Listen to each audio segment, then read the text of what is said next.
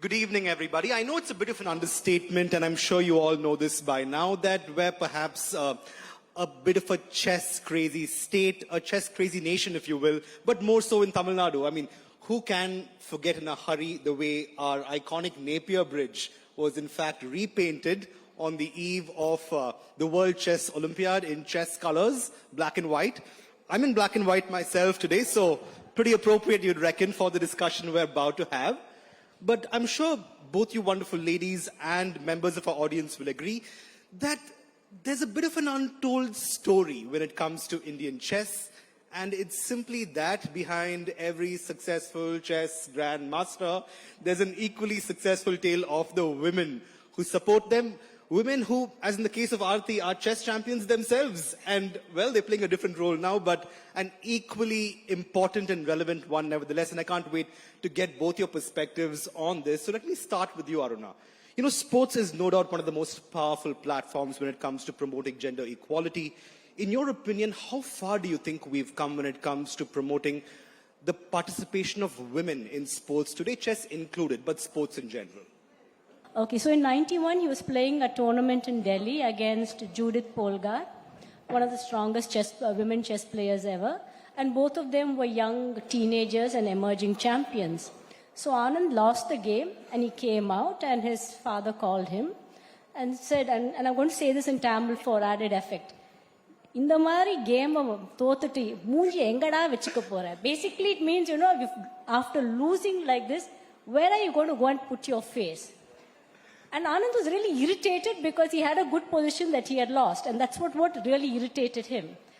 So when we talk about the 90s, when a person lost to a woman GM, it made headlines everywhere.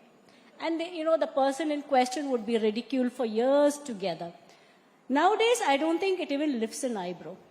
It's quite normal for men to lose to women. It's quite normal that they play very long games. And I think there, the story has changed a lot. And in chess, for instance, the last 3 years, when we talk about equality, we should talk more about equity, where we create more opportunities to get to equality. So there are FIDE is having the Year of Women in Chess, so there are a lot of more tournaments for women to play. Last year at the Tata Steel tournament, both women and men got the same prize fund, which was a big thing. I mean, that they were getting the same prizes. And recently they had the Global Chess League, the Tech Mahindra Global Chess League. In fact, it was envisaged with this thing of having equal participation of men and women. So I think there, chess has come a long way in women representation. No doubt, and the same can be said of a few other sports like cricket, which recently won equal pay for both men and women cricketers. And I completely agree. Play like a girl should in fact be a compliment and not so much an insult as it has traditionally been known. But you know, Aarthie, I'm really glad I'm asking you the next question. You're a junior world champion yourself, so you have pretty much played like a girl, beaten some of the boys too, I hope. But in your opinion, was it uncommon for women to participate and win? How was it for you, and how have you seen that evolve to where we are today? Yeah, I would like to share some of my experience in this context. So when I started playing way back, like maybe 20 years back, in chess, of course, we have different women and, you know, open, where women can also participate. So that gives us a advantage, I would say. So in the universities especially, always it was only the boys who represented the university teams. There were a lot of good women players before me, but they never ventured into playing for the university teams. I was the first one who played for the university team, and I broke into it, and I was qualified to represent the team. And then I got a call from our, the PD. Do you really want to play? I said, yes, I do. So it's like traveling with boys, and, you know, you have to play the tournament where men played. And for the first time, I was like, the first 2 days was quite intimidating, I would say.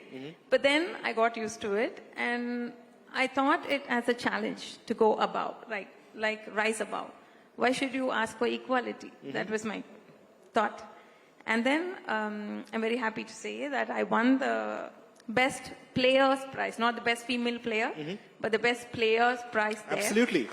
And Absolutely. then the final day, the person who called me to ask whether I wanted to play or not was coming there to congratulate me in the stage. So that made a big difference. You know, what really intrigues me, though, with regard to both you ladies, is how, having illustrious backgrounds yourself, you being a chess player, you coming from a family of sports persons. Today, you both don the roles of managers. Aarthie, of course, you run a chess academy too. Let me start with you, Aruna. How did that happen? Most journalists in Chennai know that to get to Mr. Viswanathan Anand, you go through Mrs. Aruna Anand, and that's a well-known fact. How did that come to be, Aruna, and how has that journey been so far? And what have you brought to the table, really, that Vishy may have lacked on his own, as a man, if you will? I think the one thing that I brought to the table that he definitely lacked was a sense of reality. Okay. Because most chess players, I mean, they live in their Interesting, own world. coming from someone who probably, is known to make calculations on the chessboard. I mean, it ends at the chessboard. Okay. So this thing he was playing in a tournament. Those days you stored all your information on a floppy disk, and then you kept it in the hotel safe so that the information is safe. So I told him the code of the safe is 2706. And we were not even more than 1 year married, okay? So he turns to me and says, what a ridiculous rating. Who has a rating of 2706? I looked at him, I said, that's our wedding anniversary. And it actually took him 1 minute to realize that it was 2706, which month and which date it was. And we're still married. So I think when I started managing Anand's career, he was already a top player and he was going to start playing the World Championship cycles. So for me, it was always that I was the wrong size, I was the wrong gender, and I was the wrong demographics. Because normally you would have very big men seated in a hotel bar discussing the contract. And I didn't tick any of those characteristics. So the joke was always Vishy sent his wife. And to this, when Anand played in Sofia in 2010, he was almost had to give up his chance to play the World Championship match because of the volcano that happened in Iceland, and there was this volcanic ash which closed airports all over Europe. So at this point, when kind of the Bulgarians were already calling it a victory because Vishy would never be able to reach, I very quietly sent a mail saying I am enforcing the force majeure clause and I've given due notice, and because of that we will get our 3-day period.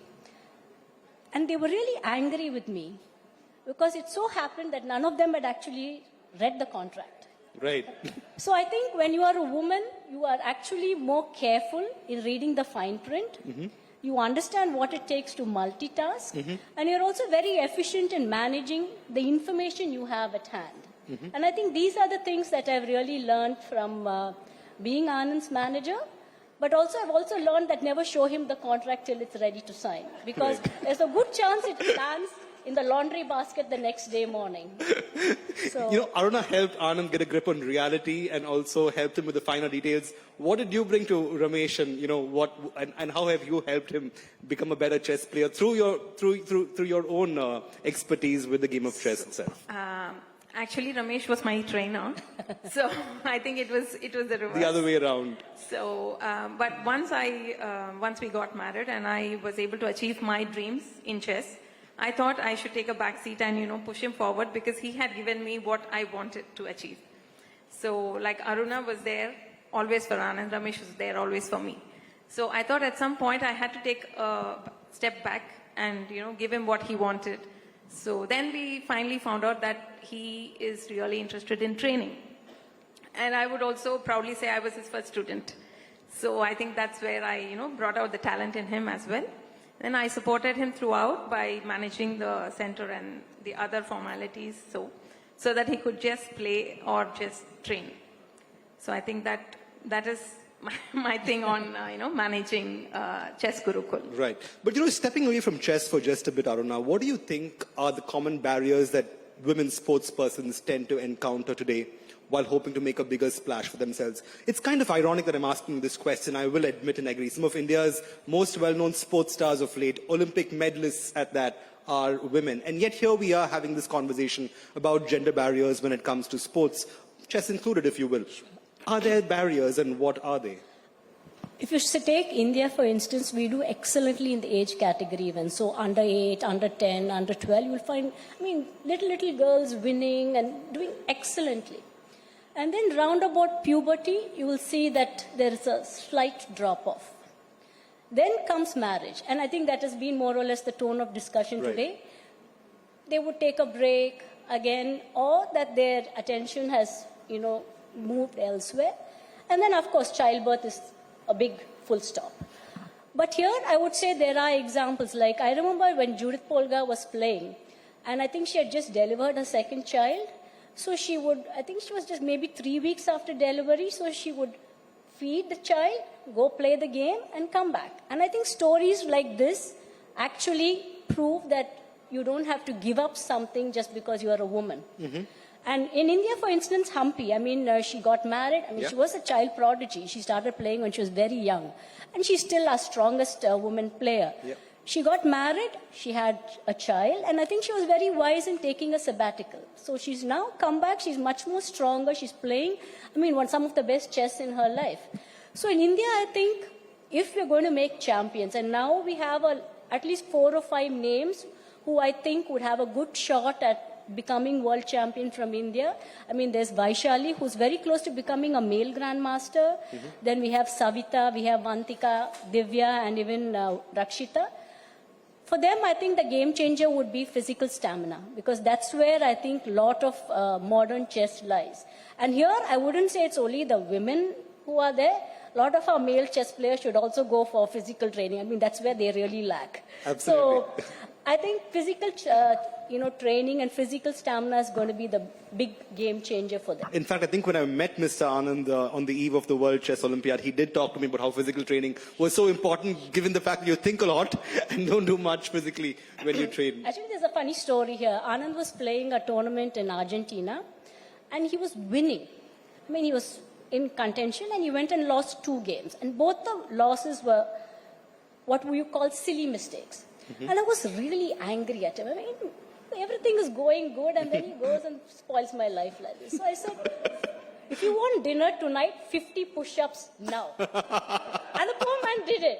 So he did it. He pulled it off in one go. Between wanting to live with me again and coming back home, or, staying in some place in Argentina.